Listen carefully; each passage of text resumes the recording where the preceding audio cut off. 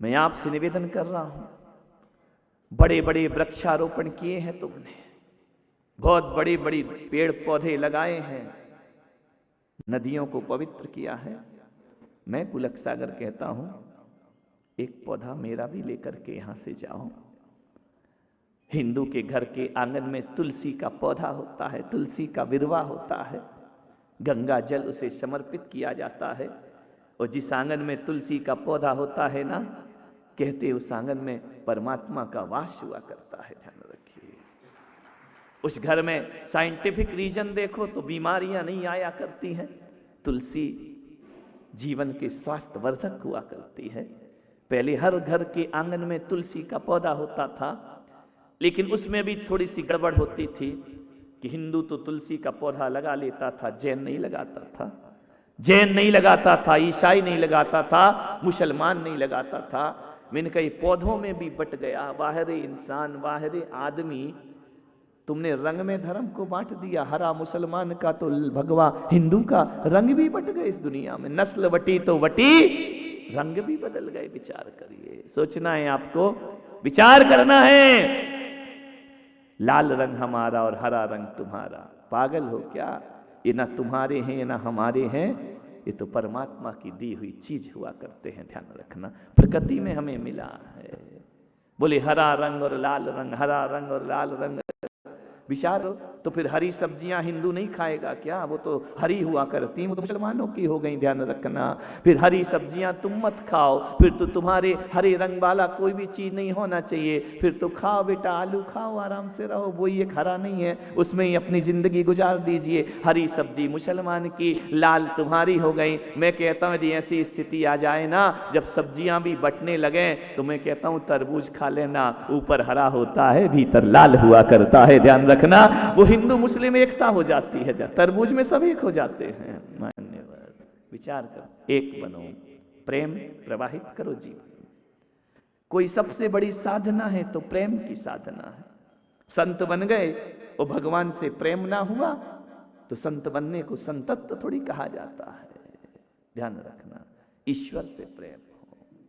मैं तो आपसे इतना ही कहता हूं, पूरी दुनिया से, कि भगवान को छोड़कर यदि तुम मुझसे प्रेम करोगे ना, तो तुमको भगवान जिंदगी में कभी ना मिलेगा।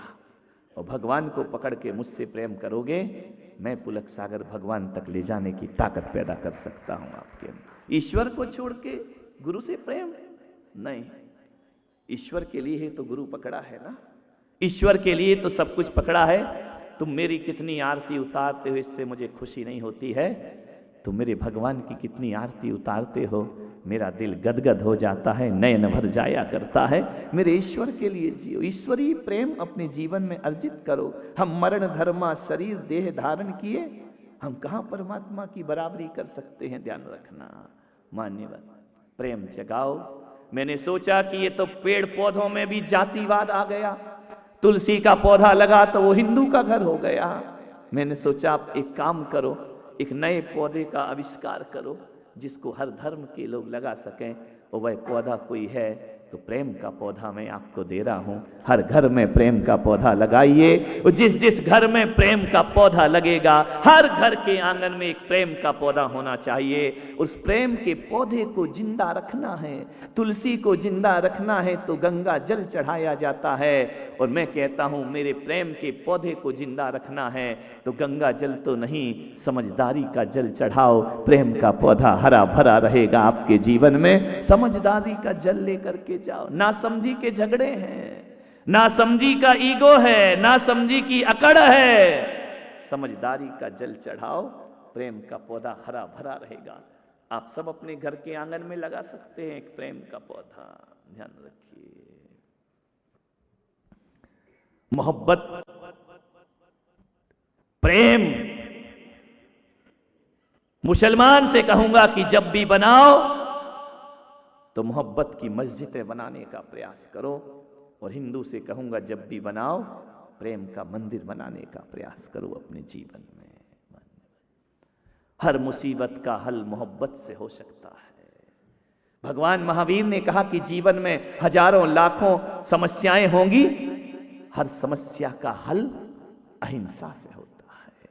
अहिंसा को छोड़कर पूरा विश्व किसी भी समस्या का समाधान नहीं खोज सकता है।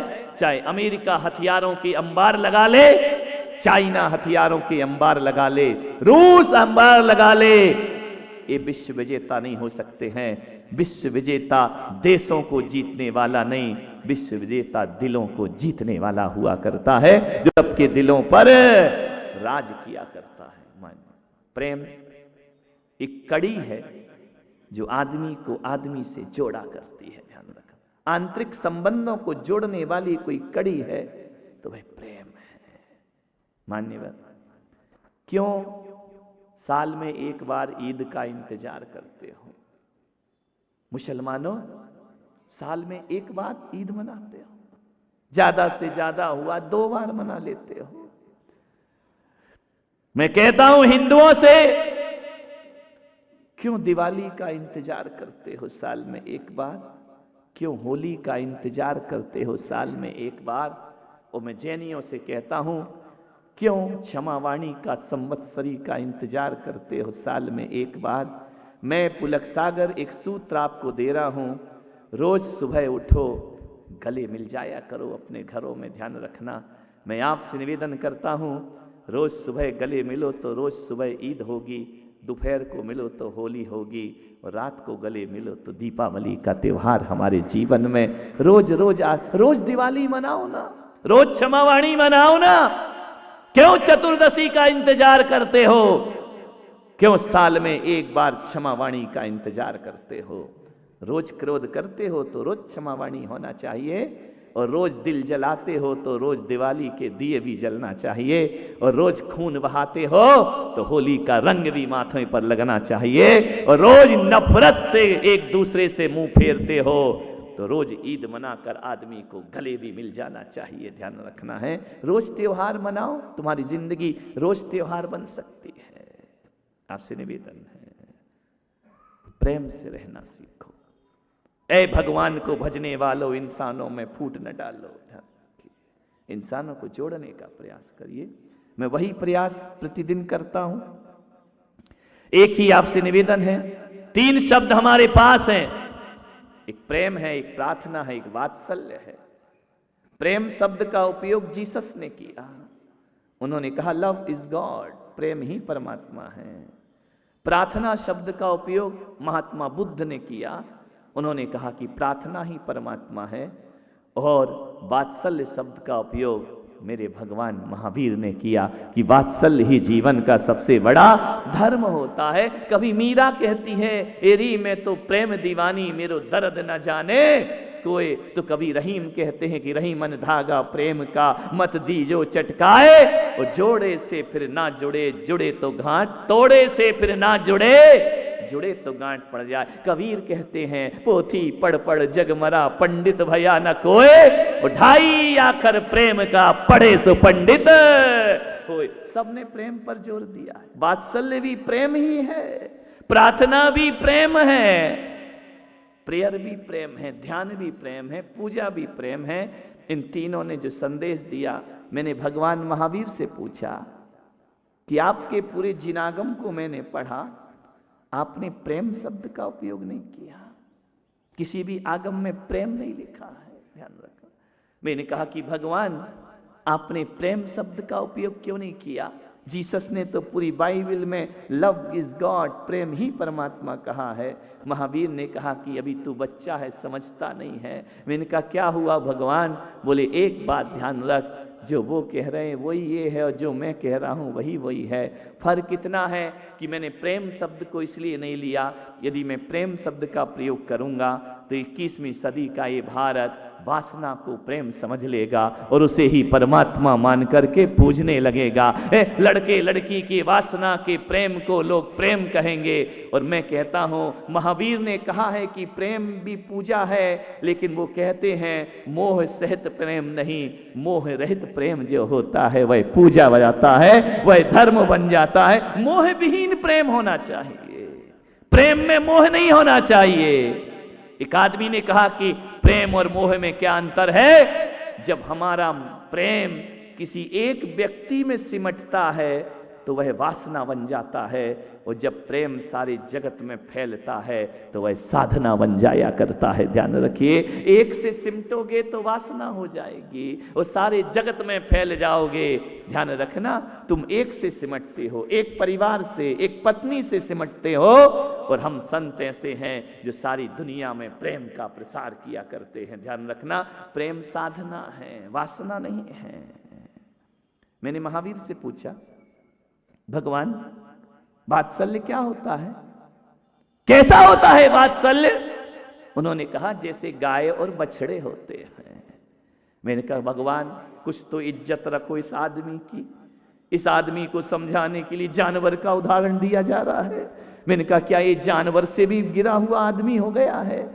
समझाते तो किसी अच्छे व्यक्ति का नाम लेते, यही कह देते मेरे जैसा प्रेम करो, लेकिन महावीर ने कहा नहीं, गाय बछड़े जैसा वात्सल्य करो। मैंने कहा गाय बछड़े का उदाहरण क्यों दिया? क्या आदमी को समझाने के लिए कोई आदमी नहीं मिलता है दुनिया में? बोले बिल्कुल नहीं मिलता है। तो मैंने कहा गाय बछड़े का नाम क्यों? बोले इसलिए इंसान की माँ भी दूध पिलाती है और एक गाय की माँ भी दूध पिलाती है, दोनों में बड़ा ध्यान से सुनना अंतर इतना होता है कि इंसान की माँ दूध पिलाकर इतना तो विचार रखती है कि जिसे मैं दूध पिला रहा हूं बुढ़ापे में मुझे पानी पिलाएगा, इतना स्वार्थ तो इंसान की माँ रखती है। लेकिन दुनिया में गौ माता ऐसी होती है जो बछड़े को दूध पिला के बुढ़ापे में चारे की व्यवस्था की सोचती नहीं है। वो ये नहीं सोचती है कि बुढ़ापे में मुझे घास खिलाएगा, बुढ़ापे में मेरा साथी बनेगा। अरे गाय जानती है मैं अकेली आई हूं, अकेली जीऊंगी और अकेली चली जाऊंगी दुनिया से, लेकिन प्यार ये बछड़े को दूध पिलाना मेरा वात्सल्य हुआ करता है। अरे इंसान आप सोच लो, एक गाय से जिंदगी जीना सीख लो, वह बछड़े का पालन पोषण करके भी बुढ़ापे का सहारा नहीं मानती है, और तुम मरे मराए को याद करके भी आंसू बहाते हो। अब बोलो समझदार वो है या समझदार तुम हुआ करते हो? विचार करना है आपको। आप तो मरे मुर्दों को भी याद करते हो, उनके लिए भी आंसू बहाते हो। गाय का जीवन देखो, केवल उसका धर्म है बच्चे को पालना, वह बछड़े से एक बूंद पानी की भी अपेक्षा नहीं रखती है। इसलिए महावीर ने कहा इस आदमी को समझाने के लिए अब जानवरों की जरूरत पड़ गई है, क्योंकि आदमी अपनी आदमियत भूल चुका है। ध्यान रखना, स्वार्थ रहित प्रेम। मान्यवर, मैंने तीनों को सुना, महावीर को भी पढ़ा, महात्मा बुद्ध को भी पढ़ा और जीसस को भी पढ़ा। मैंने कहा सब अपनी अपनी परिभाषाएं कह रहे हैं। मैंने कहा तीनों को मिलाने का प्रयास करूं। तीनों को यदि मिला दिया जाए ना तो आपके घर को स्वर्ग बनने में देर ना लगेगी। ध्यान रखना, जो अपने से उम्र में बड़े हैं उन्हें प्रार्थना का संबंध रखिए। अपने बुजुर्गों को, अपने दादाजी को, अपने पुरखों को अपने आदर्श के साथ जब भी पेश आओ, प्रार्थना के साथ पेश आना, उन्हें आर्डर देने की कोशिश मत करना। ध्यान रखना, आपके घर में जब तक बुजुर्ग जिंदा है ना, तब तक घर के हर फैसले लेने का अधिकार बुजुर्गों के पास होना चाहिए। ध्यान रखना, और जिस घर में बुजुर्ग फैसले हाथ में लेते हैं वो घर बिखरता नहीं है कभी, और जिस घर में दो आदेश चला करते हैं उस घर को बिखरने में ज्यादा देर नहीं लगती है। जिस समाज में दो आदेश चलते हैं वो समाज टूट जाया करता है। और ध्यान रखना, इस मैंने एक चीज तो देखा इस औरंगाबाद में कि यहाँ कोई भी पद पर बैठ जाए आदमी, कोई भी हो, लेकिन पंचायत में इतनी एकता है, कोई भी काम बोलो तो सबसे पहली समाज भी कहती है ललित पाटनी से बात करिए। ध्यान रखना मान्यवर, ये आदर्श है, ये समाज कभी टूट नहीं सकता है, ये समाज कभी बिखर नहीं सकता है। मंदिर कितने भी हो,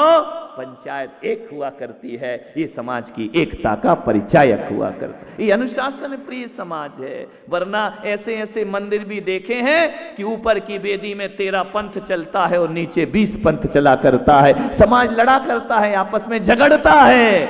नहीं मेरे भाई, समाज को एक रखना है तो एक अध्यक्ष होना चाहिए, और घर को एक रखना है तो मुखिया एक होना चाहिए, दो दो मुखिया नहीं होना चाहिए। जब तक बुजुर्ग जिंदा हैं, बहु बेटियों का फर्ज बनता है कि जब तक बड़े कोई फैसले ना करें हम अपना कदम आगे बढ़ाएंगे नहीं। ध्यान रखना, ये पहला सूत्र है आपको प्रेम से जीवन जीने का। जब तक घर में बड़े हों उनकी चलना। जिस संग में आचार्य अपनी चलाए और मुनि अपनी चलाए, उस संग को टूटने में ज्यादा देर नहीं लगा करती है। ध्यान रखना। लेकिन जहां मुनि कह देते हैं कि जो हमारे आचार्य कहेंगे वही हमें स्वीकार है, दुनिया की कोई ताकत नहीं कि संगों को बिखेर करके चली जाए। ध्यान रखना। इतना आदर्श तो अपने घर में बना करके रखिए, अपने परिवार में बना करके रखिए। एक मुखिया होना चाहिए। और मैं बड़ों से भी निवेदन करूंगा, यदि आपके घर के बच्चे आपको अधिकार देते हैं कि हर फैसले आप करेंगे, तो बड़ों से भी एक निवेदन करूंगा, कोई भी फैसला लेने से पहले एक बार बच्चों से सलाह जरूर ले लिया करो, पूछ लिया करो, बातचीत कर लिया करो। समाज के अध्यक्ष बन जाओ। यदि समाज इतना सम्मान देती है तो आपका भी फर्ज बनता है, कोई भी फैसला करो समाज से पूछ करके फैसला किया करो। घर कभी नहीं बिखरेगा। बात छोटी है, बात बहुत बड़ी है। ध्यान रखना। यदि सम्मान चाहिए तो सम्मान देना भी सीखना पड़ेगा ना मेरे भाई। 4 लोगों से, बहू से पूछ लो, बेटी से पूछ लो, क्या फर्क पड़ता, करो तुम मन की, लेकिन एक बात तो पूछ लो, ताकि छोटे लोग समझें कि हमारी भी इस घर में कोई इज्जत है। ध्यान रखना। पूछ के काम करो, क्या दिक्कत है। ना करेंगे कोई बात नहीं, लास्ट में करना तो तुम्हें वही है जो करना है। ध्यान रखिए। मान्य। मैं अभी जहां जाता हूं ना, समाज के कोई भी कार्यक्रम हो, पहले मैं समाज के पास रखता हूं। मुझे मालूम है होगा वही है, लेकिन थोड़े से तरीके बदल लो, क्या बिगड़ पड़ता है। मान दे के मान पाओ, अपमान दे के मान थोड़ी मिला करता है दुनिया में। ध्यान रखना। मान देना सीखो, मान अपने आप मिलने लगेगा। सम्मान, ध्यान। मान्य। तीनों महापुरुषों को एक करो। घर में बुजुर्ग हैं, उनसे प्रार्थना का संबंध रखो। एक चीज और मैं समाज को एक सीख देता हूं। मैं कई जगह के मंदिर के नोटिस बोर्ड को देखता हूं, उसमें लिखा रहता है ये आज ये होगा, वो होगा, आज्ञा से अध्यक्ष। आज्ञा शब्द हटा दो मंदिरों से। समाज में अध्यक्ष आज्ञा नहीं कर सकता है, उसकी जगह लिखना चाहिए निवेदक अध्यक्ष हुआ करता है। समाज में आज्ञा नहीं, निवेदन चला करता है। ध्यान रखना। आज्ञा तो नौकर और मालिक के बीच में हुआ करती है। आप समाज के अध्यक्ष हैं, आप समाज पे हुकूमत नहीं कर सकते हैं, समाज पे आज्ञा आदेश नहीं कर सकते हैं। आदेश शब्द नहीं होना चाहिए, निवेदन शब्द होना चाहिए। क्योंकि आप कभी ख्याल करना, गौर से देखना, देश का राष्ट्रपति और प्रधानमंत्री भी क्यों ना हो, जब वह जनता के बीच आता है ना, तो प्रजातंत्र है, उसे भी हाथ जोड़ करके व्यवहार निभाना पड़ता है। वह भी आदेश नहीं कर सकता है। ध्यान रखना।